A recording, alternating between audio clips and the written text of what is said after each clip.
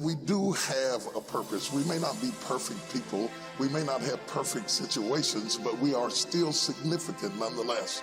And we have been blessed with a rich body of emotions. We have emotions. We're not like roses or plants or bushes that have life without feeling.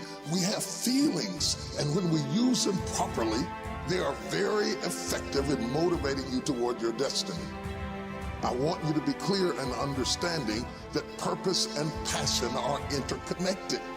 Unfortunately, we live in a crazy world that we're busy all the time, and everything's fast, and we are losing touch with who we are, our inner sense of passion. But it is your passion that empowers you to be able to do that thing you were created to do. We have passion through which we thrust into the throes of life to accomplish the things that we were created to do so that we can function at a higher dimension with authority and with conviction. You need passion to withstand all the obstacles that go along with your purpose. Just because you're living on purpose doesn't mean you're going to have problems. You're going to need thrusts to be able to get up off the ground and to step into the field of your dreams. Even if you have not landed on the thing, at least get in the territory of the thing you are dreaming to do and that you hope to accomplish to do. And through that passion, you're able to ignite things you have never ignited before. I hear you, I hear you, I hear you. You're saying, I don't feel a thing. All of us go through times that we don't feel anything at all.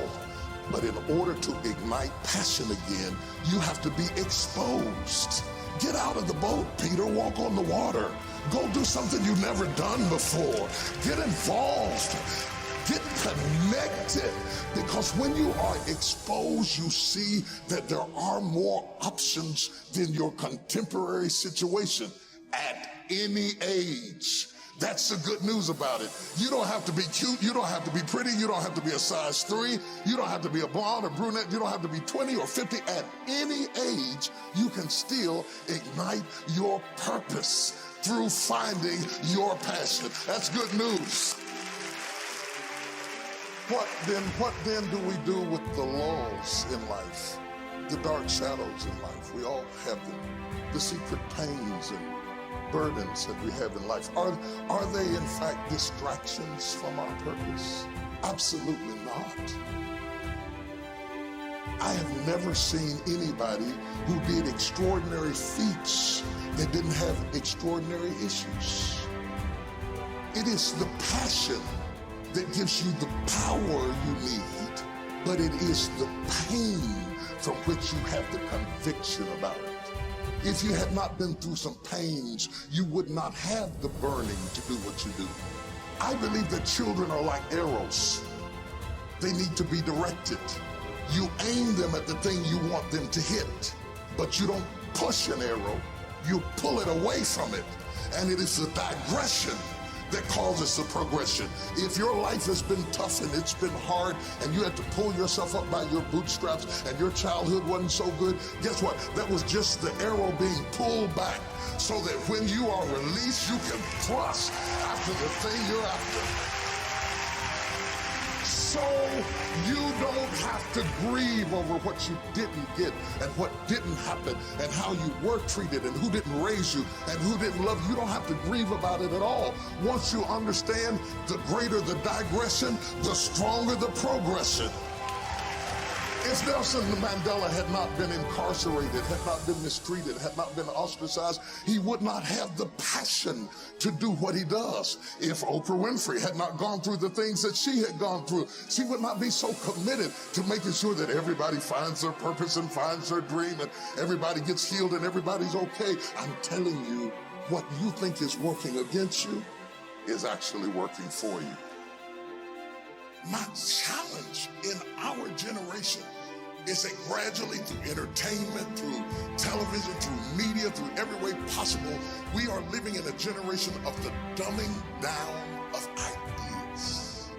Because we have traded effectiveness for busyness. Statistics say we are busier than any other generation we have seen in the last 300 to 400 years. We are so busy. We are busier than a one-arm wallpaper hanger. We're just busy. We are just as busy as we can be, and we think because we're busy, we're effective. But I want you to challenge your schedule for a minute and ask yourself, are you really being effective? Or is your life cluttered with all kinds of stuff that demands you and drains you and taxes you and stops you from being your highest and best self? And are you substituting busyness and all the chaos that goes along with busyness from being effective? Let me tell you, a bunch of scientists got together, they began to do some research, and they begin to determine that 80% of the things we do are busy things that we do in an area that is not effective, that the average person only spends 20% of their time doing the thing that they are really gifted at, created at, passionate about, excited to do, and the rest of it is all the dismal, dumb stuff that we all have to do in order to survive. Just crazy stuff that we're doing. Wonder what would happen if we would go from doing 80% of things that are busy but not effective and 20% of the things that are really effective, if we would switch those numbers around and only give 20% of our time to the things that we have to do and 80% of our time to the thing that we were created to do. Wonder what would happen to your life. Now think about it a minute. There's a lot of things you could take from me and I could make it. You could take my suit, I got another one. You could take my car, I could get another one. You could take my house, I could get another house. But when you take my time, you have taken something from me that is totally irreplaceable. We take all kind of classes for money management.